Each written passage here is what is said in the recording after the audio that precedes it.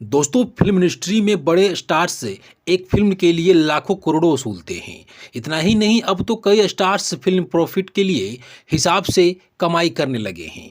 इस कमाई से वो कई बार फीस से ज़्यादा वसूल लेते हैं। बॉलीवुड हो या साउथ सिनेमा पर हर स्टार की कमाई को जानने के लिए फैंस बेकरार रहते हैं। जूही चावला को हाल ही में रूहिन इंडिया रिच लिस्ट में सबसे अमीर एक्टर्स बताया गया। इस लिस्ट के मुताबिक वो 4600 करोड़ रुपए की मालकिन है। लेकिन क्या आप जानते हैं कि करीब 3 दशक पहले एक एक्ट्रेस थी जो इससे भी अमीर थी। उनके पास इतनी दौलत और ज्वेलरी थी कि राजघराने वाले शर्मिंदा हो जाया करते थे। ये एक्टर जितनी अपनी दौलत के जानी गई थी, उतनी ही सुर्खियां में ये फिल्मों और शादीशुदा मुख्यमंत्री के साथ प्यार के चर्चे में भी रही थी। 1960 के दशक के सुपरस्टार जिन्होंने अपनी बड़ी बड़ी आंखें से अदाकारी का जादू लोगों को दिखाया और पर्दे पर सालों तक राज किया, वो कोई और नहीं बल्कि तमिल और तेलुगु फिल्मों में राज करने वाली एक्ट्रेस जय ललिता थी। जयराम ललिता ने 1961 में अपने एक्टिंग करियर की शुरुआत की थी। फिल्मों और नाटकों में छोटी भूमिकाओं के बाद उन्होंने 1960 के दशक के मध्य तक तमिल और तेलुगु फिल्मों में एक एक्ट्रेस के रूप में अपनी शुरुआती की। दोस्तों, जयललिता तमिल और तेलुगु दोनों फिल्म इंडस्ट्री के टॉप एक्टर्स रही है और उन्होंने कुछ बॉलीवुड हिट फिल्मों में भी काम किया। साल 1968 में उन्होंने बॉलीवुड में डेब्यू किया और वह धर्मेंद्र के साथ फिल्म इज्जत में दिखाई दी थी। लेकिन कहा जाता है कि फिल्मों से नहीं, उन्होंने राजनीतिक में आकर खूब दौलत अर्जित की। जयललिता की राजनीतिक में आने की कहानी दिलचस्प है। वे जब अपने एक फिल्मी करियर के पीक पर थी, तब उन्हें दिग्गज एक्टर शोभन बाबू से प्यार हो गया था। वे फिल्मी पार्टियों में अक्सर साथ नजर आते थे। यह जानते हुए भी आपको शोभन बाबू शादीशुदा है, जयललिता अपने दिल पर काबू नहीं कर पाई और उन्हें शादी के बाद भी प्रपोज कर दिया। दोस्तों, शोभन बाबू के साथ जयललिता की पहली फिल्म में डायरेक्ट बाबू आखिरी फिल्म साबित हुई।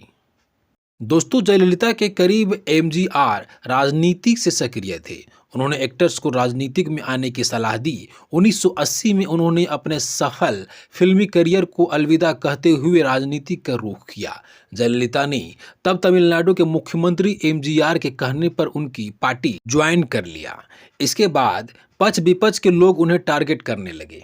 दोस्तों, ऐसी चर्चाएं थी कि जयललिता की शादी उनके फैमिली फ्रेंड के बेटे अरुण कुमार से होते होते रह गई। उनकी शादी करने की ख्वाहिशें जिंदगी भर अधूरी रही। वे समझ गई कि प्यार और शादीशुदा जीवन उनकी किस्मत में नहीं है। उन्होंने फिर अपने भतीजे सुधाकर जो गोद लिया और बिन ब्याही मां बन गई।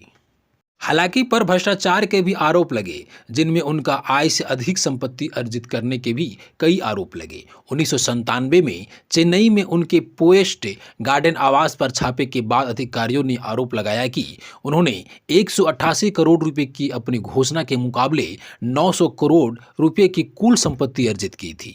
यदि मुद्रास्फीति के हिसाब से आयोजित किया जाए तो आज के यह आंकड़ा लगभग 5000 करोड़ रुपए से ज्यादा है, जो जूही चावला की अकुल संपत्ति से भी कई ज्यादा है। छापे में जयललिता की कुछ अंधविश्वास संपत्ति का पता चला, जिसमें उनके पास 10,500 साड़ियां, साथ ही 750 जोड़ी जूते, 800 किलो चांदी और 28 किलो सोना शामिल था। 2016 में उनकी संपत्ति की एक और जांच में 1250 किलोग्राम चांदी और 21 किलोग्राम सोना बताई गई।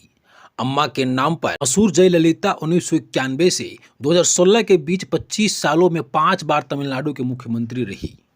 दोस्तों, जयललिता अपने समय की एक टॉप स्टार थी। उनकी विशेषता वाली कम से कम 7 बायोपिक्स भी घोषणा की गई थी, जिसमें से कुछ राजनीतिक विरोध के कारण रिलीज हो ही नहीं पाई, लेकिन कुछ सालों में स्क्रीन पर हिट होने में कामयाब रही। रितम की ईरवर में पहली बार उनकी कहानी ऐश्वर्या राय के साथ पहली बार स्क्रीन पर दिखाई गई, जिसमें उन्होंने तत्कालीन सीएम के प्रेरित किरदार निभाया था। 2021 में राम्या कृष्णन ने वेब सीरीज क्वीन में जयललिता पर आधारित एक सीएम की भूमिका निभाई, लेकिन अभिनेता से नेता बने एक्टर की पहली आधिकारिक बायोपिक के थलाइवी थी, जिसमें कंगना रनौत ने अभिनय किया था। दोस्तों, इस तरह का अपडेट पाने के लिए आप हमारे वीडियो को लाइक, शेयर, चैनल में नए हैं तो चैनल को सब्सक्राइब जरूर कर लें, ताकि इस तरह का महत्वपूर्ण वीडियो और पुरानी से पुरानी जानकारियां आपको मिलती रहे।